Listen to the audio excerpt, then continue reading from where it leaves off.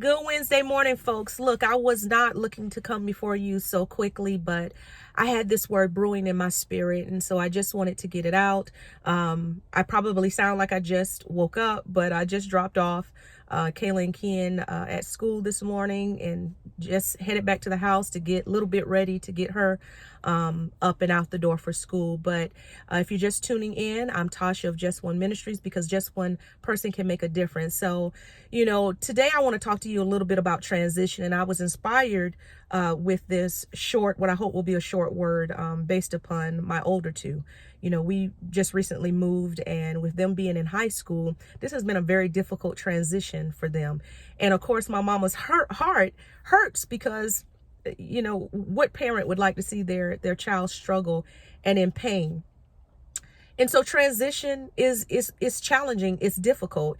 And, as I'm listening to them rant and rave and complain about how good they had it back there where we came from, it reminded me of the story of the nation of Israel when they were released from bondage, from their being enslaved, and they were in the wilderness. And, in the beginning of transition, depending upon what the transition is, it's all new.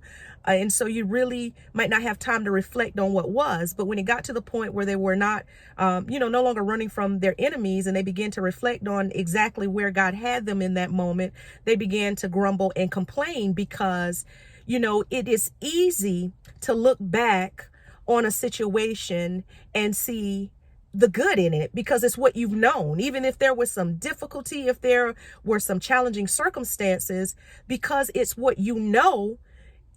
Anytime it's something which you know what to expect. But anytime you're going into the new, the unknown, and the unfamiliar, you don't know what to expect. So it's easier for you to look back on what was instead of appreciating what lies before you.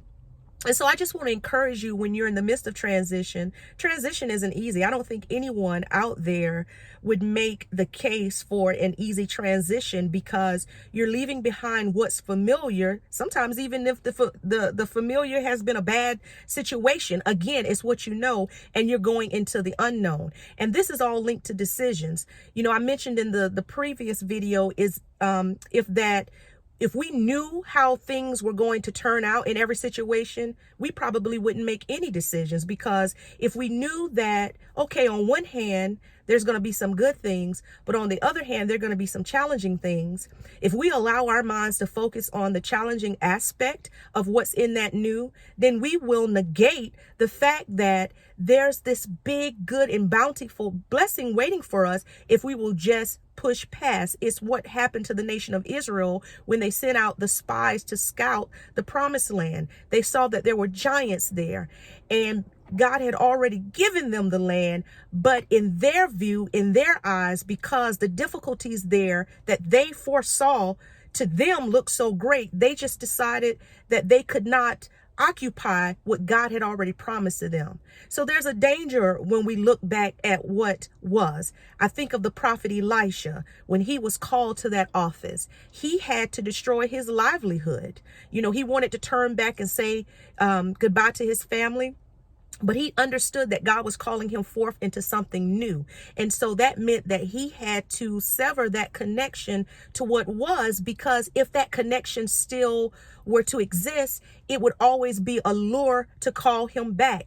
It is the same cautionary tale of Lot's wife, who was told to look ahead, but instead she looked back on what she felt like she was losing instead of what she was gaining, and she paid with her life. It makes me think of the rich man, Christ and the rich man, and the rich man wanted to follow Christ, and Christ said to sell his riches, to give all of that up to follow him. But he was a very rich man, and he could not let go of what was to come into what God had for him. And so my kids are kids, so I don't expect them to have the fullness of this message.